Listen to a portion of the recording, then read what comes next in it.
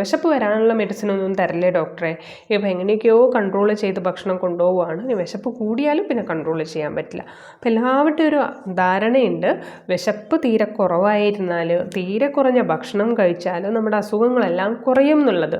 അതാണ് ഏറ്റവും നമ്മുടെ വലിയൊരു മണ്ടത്തരം. കാരണം ഇത് നിങ്ങളുടെ മെറ്റബോളിസം, ശരീരത്തിലെ മെറ്റബോളിസം സ്ലോ ഡൗൺ ആകുന്നു, നിങ്ങളുടെ ഡൈജഷൻ കറക്റ്റ് അല്ല എന്ന് കാണിക്കുന്നതാണ് നിങ്ങൾക്ക് വരുന്ന ഈ വിശപ്പ് കുറവ്.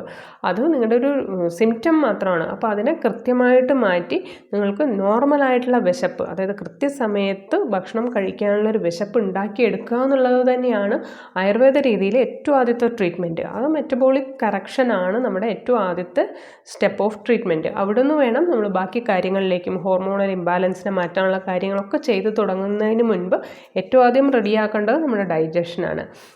അപ്പോൾ ഒരിക്കലും ഇങ്ങനെ വിശ്വസിക്കാതിരിക്കുക വിശപ്പ് കുറഞ്ഞ് പട്ടിണി കിടന്നാലോ ഭക്ഷണം കുറഞ്ഞ് കഴിച്ചാലോ നിങ്ങളുടെ അസുഖം മാറുമെന്ന്. അത് അസുഖം കൂടുന്നതിൻ്റെ ഏറ്റവും വലിയൊരു തെളിവാണ് വിശപ്പ് കുറവ് എന്നുള്ളത്.